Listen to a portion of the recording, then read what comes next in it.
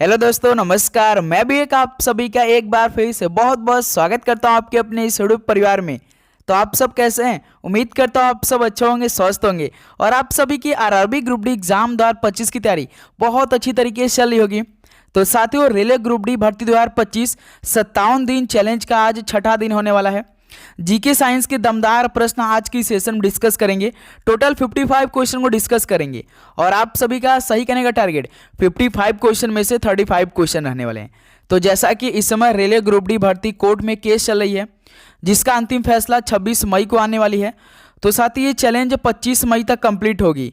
इस चैलेंज में हम क्या करेंगे, जितने भी आपके रेलवे एग्जाम हुए हैं और उसमें जीके साइंस के जो सवाल पूछे गए लगातार हम लोग एक एक प्रैक्टिस सेट के तौर पे हल करें। तो आज ये छठा प्रैक्टिस सेट होने वाला है। तो टोटल 55 क्वेश्चन को डिस्कस करना है। आपको इस चैलेंज में डेली का डेली टारगेट भी मिलता है कि इतने क्वेश्चन में से इतना क्वेश्चन सही करना है। तो आज आपको 55 क्वेश्चन में से 35 क्वेश्चन सही करना है। ओके दोस्त, तो चलिए इस सेशन को स्टार्ट करते हैं। तो देखिए, डेली क्लास सुबह 8 बजे, एक 12:30 PM पे, शाम को 6 PM पे और एक शाम को 7:30 PM पे, ये डेली क्लास की टाइमिंग है। तो चलिए आज का पहला प्रश्न हल करते हैं। निम्नलिखित में से कौन सा भारत का एक निजी क्षेत्र का बैंक है? तो कौन सा भारत का एक निजी क्षेत्र का बैंक है? तो फेडरल बैंक है।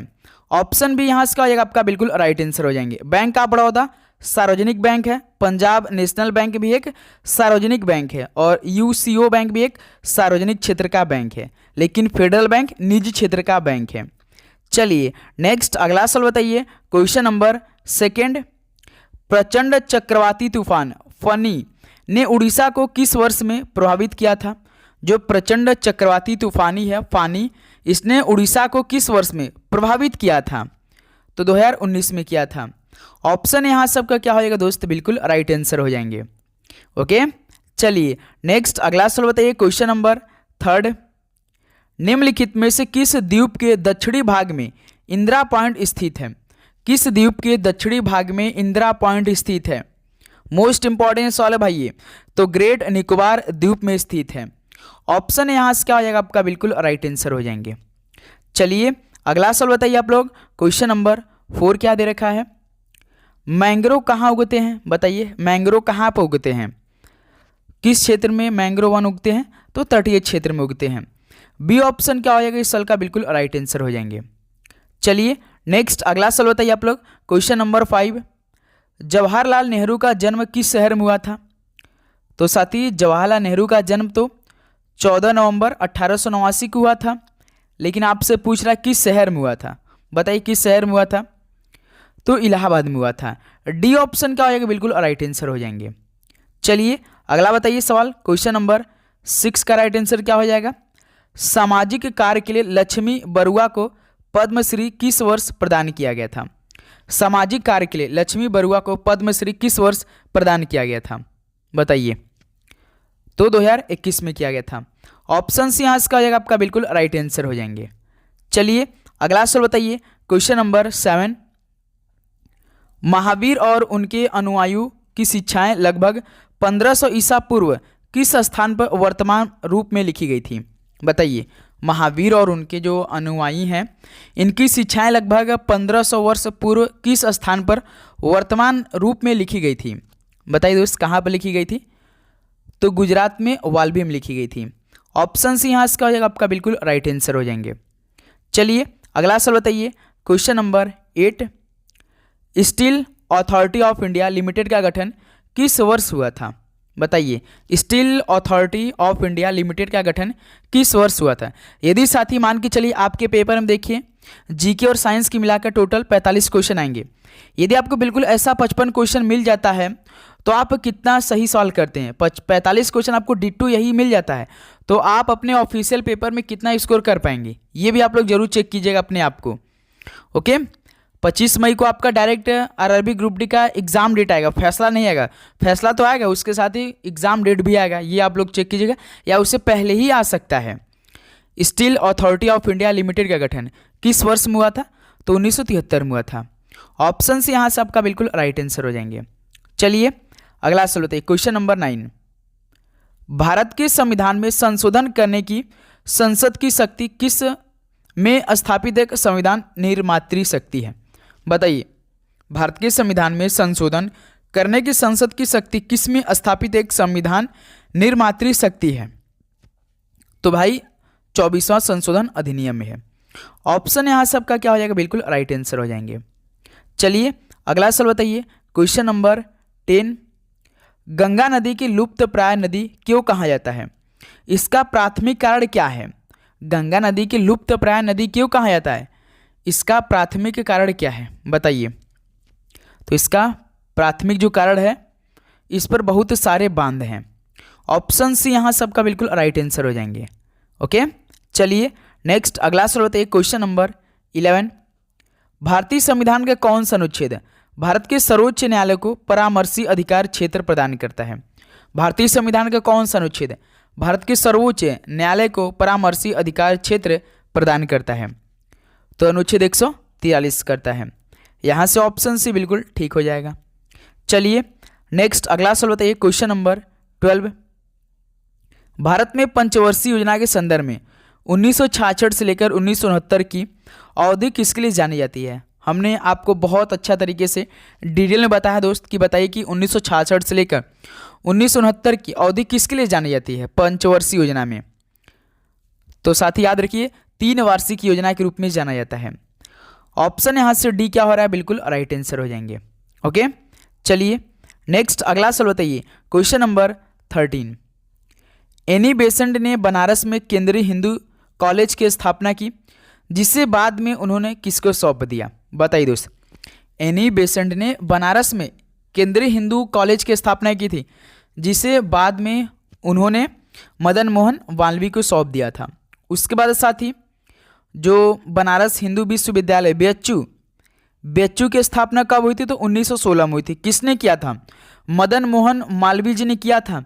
लेकिन आपसे सवाल पूछेगा कि मदन मोहन मालवीय जी ने बनारस हिंदू विश्वविद्यालय की स्थापना 1916 में किया था, लेकिन किसके सहयोग से किया था? ये सवाल आपसे पूछेगा। तो डॉक्टर एनी बेसेंट के सहयोग से किया था, ये भी आपको मालूम होना चाहिए।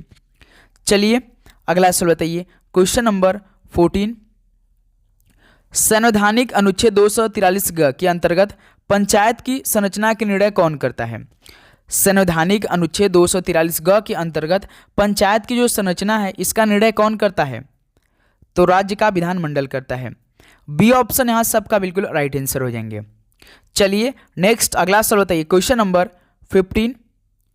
भारत के निम्नलिखित में से किस राज्य में बोनालू त्यौहार मनाया जाता है? भारत के किस राज्य में बोनालू त्यौहार मनाया जाता है? तो साथ ही तेलंगाना राज्य में। ऑप्शन यहाँ सबका क्या हो जाएगा? बिल्कुल राइट आंसर हो जाएंगे। चलिए अगला सवाल बताइए आप लोग, क्वेश्चन नंबर 16। बुंदेलखंड और बघेलखंड भारत की किस भौतिक विशेषता का भाग है? बुंदेलखंड और बघेलखंड भारत की किस भौतिक विशेषता का भाग है? तो मेरे दोस्त ये प्रायद्वीपीय पठार का भाग है। डी ऑप्शन यहाँ सबका बिल्कुल राइट आंसर हो जाएंगे। चलिए नेक्स्ट अगला सवाल बताइए, क्वेश्चन नंबर 17। तो साथियों उम्मीद करूंगा आपको हर एक प्रश्न बहुत अच्छी तरीके से समझ में आ रहे होंगे। तो आप लोग चैनल पर नए तो सब्सक्राइब करके नोटिफिकेशन को जरूर ऑन कर लेंगे। इस चैलेंज में यदि आप जुड़ना चाहते हैं तो 25 मई तक लगातार क्लास करना चाहते हैं तो ओके। देखिए 17 नंबर, आंध्र प्रदेश की आधिकारिक भाषाओं में से एक कौन सी है? आंध्र प्रदेश की आधिकारिक भाषाओं में से एक कौन सी है? तो तेलुगु भाषा है। ऑप्शन सी यहाँ सबका बिल्कुल राइट आंसर हो जाएंगे। चलिए अगला सवाल बताइए, क्वेश्चन नंबर 18। भौगोलिक क्षेत्रफल के संदर्भ में निम्नलिखित में से कौन सा भारत का सबसे बड़ा जैव मंडल आरक्षित क्षेत्र है? भौगोलिक क्षेत्र के संदर्भ में कौन सा भारत का सबसे बड़ा जैव मंडल आरक्षित क्षेत्र है? तो कौन सा है बताइए फटाफट इस सवाल का राइट आंसर। तो भाई कच्छ है। गुजरात का सबसे बड़ा जिला, आपसे सवाल पूछता है कि सबसे बड़ा जिला कौन सा है? कच्छ का जिला है, जो कि कहाँ पर स्थित है भाई? ये गुजरात राज्य में स्थित है। चलिए अगला सवाल बताइए, क्वेश्चन नंबर 19। भारत के संविधान का अनुच्छेद 76 किससे संबंधित है? भारत के संविधान का जो आर्टिकल 76 है ये किससे संबंधित है बताइए? तो भारत के महान्यायाधीश संबंधित है। ऑप्शन सी यहाँ से क्या जाएगा आपका? बिल्कुल राइट आंसर हो जाएंगे। चलिए अगला सवाल बताइए, क्वेश्चन नंबर 20। निम्नलिखित में से किस राज्य में पंचमढ़ी जैव आरक्षित क्षेत्र स्थित है? किस राज्य में पंचमढ़ी जैव आरक्षित क्षेत्र स्थित है?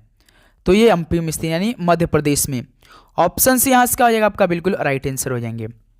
चलिए अगला सवाल बताइए, क्वेश्चन नंबर 21, निम्नलिखित में से कौन वन गुजरात राज्य में स्थित है? बताइए इनमें से कौन वन गुजरात राज्य में स्थित है? तो भाई गिर वन है, जो कि ये वन गुजरात राज्य में स्थित है। ऑप्शन से यहाँ से आपका बिल्कुल राइट आंसर हो जाएंगे। चलिए अगला सवाल बताइए आप लोग, क्वेश्चन नंबर 22, भारतीय संविधान में मौलिक कर्तव्यों को निम्नलिखित में से किस संशोधन द्वारा जोड़ा गया था? भारतीय संविधान में मौलिक कर्तव्यों को किस संशोधन द्वारा जोड़ा गया था? इंपॉर्टेंट सवाल है भाई, बताएंगे आप लोग फटाफट इस सवाल का राइट आंसर। तो 42वां संशोधन के द्वारा जोड़ा गया था भारतीय संविधान में मौलिक कर्तव्य को। तो बी ऑप्शन यहाँ से बिल्कुल राइट आंसर हो जाएंगे। चलिए अगला सवाल बताइए, क्वेश्चन नंबर 23, निम्नलिखित में से कौन सी भाषा को भारत सरकार द्वारा वर्ष 2005 में शास्त्रीय भाषा घोषित किया गया था? बताइए दोस्त कि कौन सी भाषा को भारत सरकार द्वारा वर्ष 2005 में शास्त्रीय भाषा घोषित किया गया था? तो संस्कृत भाषा को किया गया था। ऑप्शन यहाँ से आपका बिल्कुल राइट आंसर हो जाएंगे। चलिए अगला सवाल बताइए, क्वेश्चन नंबर 24, निम्नलिखित में से कौन सा त्यौहार उड़ीसा राज्य से जुड़ा है? तो इनमें से आप देखिए कौन सा त्यौहार उड़ीसा राज्य से जुड़ा हुआ है? भाई इनमें से तो केवल राजा पर्व है जो कि उड़ीसा राज्य से जुड़ा हुआ है। ऑप्शन सी यहाँ से आपका बिल्कुल राइट आंसर हो जाएंगे। चलिए दोस्त अगला सवाल बताइए, 25 नंबर क्या हो जाएगा? निम्नलिखित में से कौन सा आंदोलन नमक सत्याग्रह के रूप में भी जाना जाता है? तो इनमें से कौन सा आंदोलन नमक सत्याग्रह के रूप में जाना जाता है? तो भाई सविनय अवज्ञा आंदोलन, यानी डी ऑप्शन इस सवाल का आपका क्या हो जाएगा, बिल्कुल राइट आंसर हो जाएंगे। ओके चलिए अगला सवाल बताइए, क्वेश्चन नंबर 26, निम्नलिखित में से किस वर्ष में भारत हैवी इलेक्ट्रिकल्स लिमिटेड यानी भेल को शामिल किया गया था? तो किस वर्ष में भारत हैवी इलेक्ट्रिकल्स लिमिटेड भेल को शामिल किया गया था? किस वर्ष में किया गया था? तो साथी ये 1964 में किया गया था। ऑप्शन से यहाँ से आपका क्या हो जाएगा, बिल्कुल राइट आंसर हो जाएंगे। ओके चलिए अगला सवाल बताइए आप लोग, क्वेश्चन नंबर 27, कर्क रेखा किस राज्य से नहीं गुजरती है? जो कर्क रेखा है भाई ये किस स्टेट से यानी किस राज्य से नहीं गुजरती है? बताइए क्या हो जाएगा इस सवाल का बिल्कुल राइट आंसर। तो ऑप्शन देखिए, झारखंड राज्य से तो जाता है भाई, गुजरात राज्य से भी, मध्य प्रदेश से भी, लेकिन नागालैंड राज्य से नहीं गुजरता है कर्क रेखा।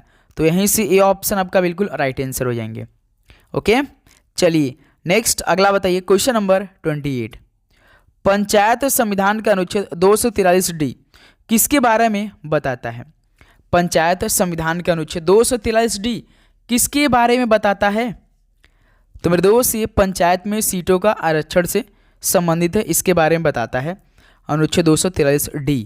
ऑप्शन डी यहाँ से आपका क्या हो जाएगा, बिल्कुल राइट आंसर हो जाएंगे। चलिए नेक्स्ट अगला सवाल बताइए आप लोग, क्वेश्चन नंबर 29, देखिए राज्यसभा यानी काउंसिल ऑफ स्टेट्स इसका गठन पहली बार कब हुआ था? राज्यसभा काउंसिल ऑफ स्टेट्स का गठन पहली बार कब हुआ था? तो दोस्त ये 3 अप्रैल 1952 को हुआ था। ऑप्शन से यहाँ से क्या हो जाएगा आपका, बिल्कुल राइट आंसर हो जाएंगे। चलिए नेक्स्ट अगला सवाल बताइए, क्वेश्चन नंबर 30, वार्षिक नाव दौड़ उत्सव किस राज्य में आयोजित किया जाता है? तो साथी जो वार्षिक नाव दौड़ उत्सव है ये किस राज्य में आयोजित किया जाता है? तो मेरे दोस्त से केरल राज्य में किया जाता है। बी ऑप्शन आपका क्या हो जाएगा, बिल्कुल राइट आंसर हो जाएंगे।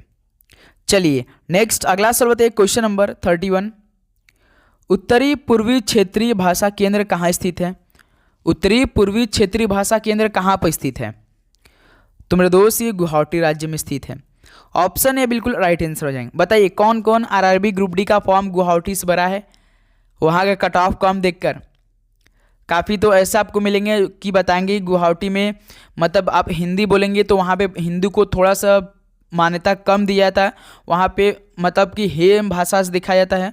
लेकिन साथ ही आप बता दें आपको, यदि आप गुवाहाटी से फॉर्म फिलअप किए हैं वहाँ की जो व्यवस्था है ना भाई, 1 नंबर आपको मिलेगी। वहाँ पे व्यवस्था 1 नंबर की मिलेगी, आपको हर एक चीज़ की सुविधा वहाँ पे मिलेगी।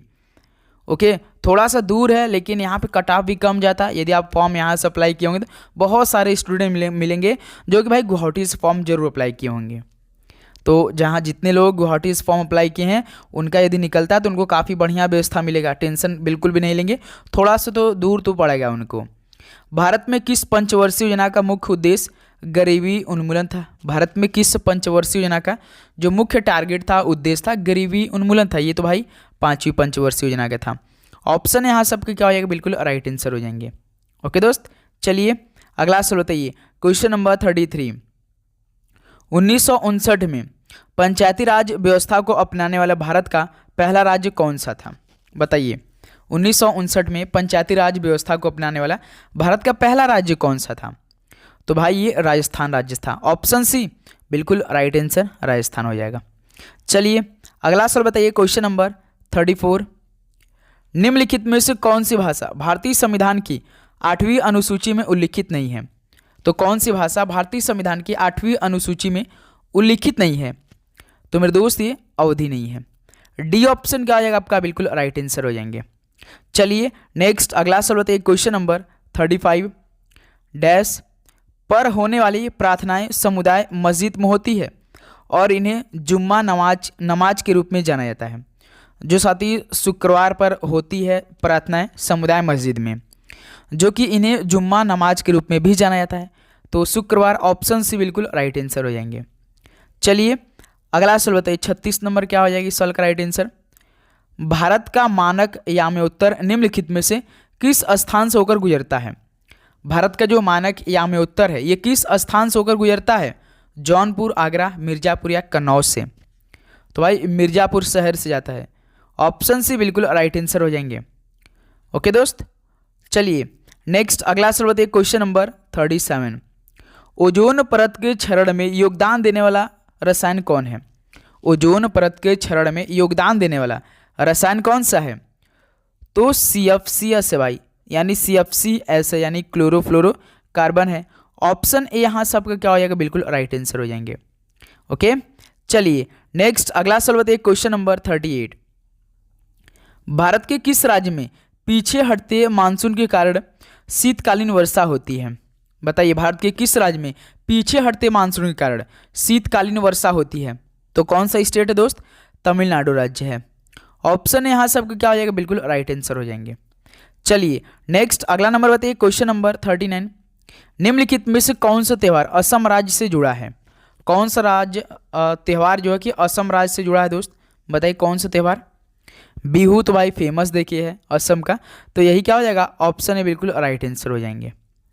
ओके चलिए अगला सवाल बताइए आप लोग। क्वेश्चन नंबर 40, भारत के सर्वोच्च न्यायालय द्वारा 2017 में निम्नलिखित में से किस मौलिक अधिकार घोषित किया गया था? भारत के सर्वोच्च न्यायालय द्वारा 2017 में किसे मौलिक अधिकार घोषित किया गया था? ऑप्शन देखिए, पढ़िए, सोचिए, समझिए, इसके बाद राइट आंसर दीजिए। तो दोस्त 2017 में गोपनीयता का अधिकार इस मौलिक अधिकार घोषित किया गया था। डी ऑप्शन देखिए बिल्कुल राइट आंसर हो जाएंगे।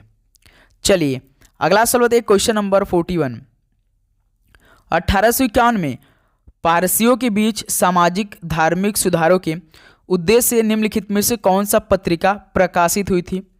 1851 में पारसियों के बीच सामाजिक धार्मिक सुधारों के उद्देश्य से कौन सा पत्रिका प्रकाशित हुई थी? तो मेरे दोस्त ये रस्त गुफ्तार पत्रिका प्रकाशित हुई थी। ऑप्शन यहाँ सबका बिल्कुल राइट आंसर हो जाएंगे। चलिए नेक्स्ट अगला सवाल बताइए आप लोग। क्वेश्चन नंबर 42, निम्नलिखित में से कौन सी विशेषता गूदेदार पादपों की नहीं है? तो इनमें से कौन सी विशेषता गूदेदार पादपों की नहीं है? पत्तियां नहीं होती, या तना होता है, जड़ें होती हैं, या सूखा प्रतिरोध होता है? तो भाई पत्तियां नहीं होती हैं। तो ऑप्शन ए यहाँ सबका क्या हो रहा है, बिल्कुल राइट आंसर हो जाएंगे। तो साथ ही जैसा कि इस बार रेलवे ग्रुप डी में जितने फॉर्म फिलअप हुए हैं 32,438 पद केवल हैं, और फॉर्म आप जानते हैं भाई 1 करोड़ से अधिक फॉर्म अप्लाई हो चुका है। तो इस बार देखिए, अगली बार तो 2018 में तो लगभग 73 शिफ्ट में पेपर हुए थे। 2022 में इसका एक पेपर हुआ था जो कि साथ ही 99 शिफ्टों में कंप्लीट हुआ था। लेकिन साथ ही इस बार आप जानते हैं कि और इससे अधिक जाएगा शिफ्ट, लगभग साथ ही 120 से लेकर 130 के शिफ्टों के बीच में इस बार पेपर कंप्लीट होगा। और इस बार सिलेबस टाइमिंग क्या है पेपर को हल करने के लिए, जो नोटिफिकेशन के अकॉर्डिंग आया है।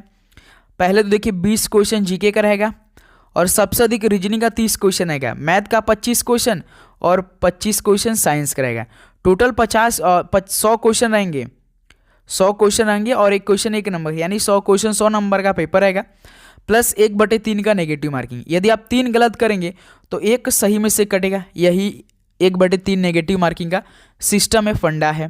प्लस 90 मिनट आपके पास समय रहने वाले इस पेपर को हल करने के लिए। तो समझ सकते हैं दोस्त, ये मैथ और रीजनिंग मिला के 55 क्वेश्चन आएंगे, तो पेन पेपर का इस्तेमाल करना पड़ेगा आपको। अभी से प्रैक्टिस सेट में लगिए, क्योंकि देखिए काफ़ी स्टूडेंट हैं जो कि कोर्ट के चलते वो अपनी तैयारी छोड़ चुके हैं, बिल्कुल भी तैयारी नहीं करें। आप देख रहे होंगे दोस्त इसमें। तो आप लोग यदि सीट लेना है ग्रुप डी में तो लगातार करते रहिए, जिस फ्लो में आप पहले थे उसी फ्लो में करते रहिए दोस्त। ओके, आप सभी से रिक्वेस्ट रहेगा, कोई भी दिक्कत परेशानी आती तो कमेंट में पूछिए, हम उसका रिप्लाई आपको जरूर कर देंगे। ओके, देखिए क्वेश्चन नंबर 43 बताइए, निम्नलिखित में से कौन सी उत्कृष्ट गैस है? इनमें से उत्कृष्ट गैस कौन सी है? ओजोन तो है नहीं भाई, हाइड्रोजन है नहीं, नाइट्रोजन है नहीं, तो हीलियम है नानी, आराम कर जिंदा रहेगी। बी ऑप्शन बिल्कुल राइट आंसर है। ओके, चलिए अगला सवाल बताइए, क्वेश्चन नंबर 44, मानव रक्त का तरल भाग जिसे क्या कहा जाता है? जल, लवण और प्रोटीन से बना होता है। बताइए मानव रक्त का तरल वह भाग कौन है जिसे भाई क्या कहा जाता है, जो कि जल, लवण और प्रोटीन से बना होता है? तो कौन सा भाई ऐसा? तो प्लाज्मा है। ऑप्शन सी बिल्कुल राइट आंसर हो जाएंगे।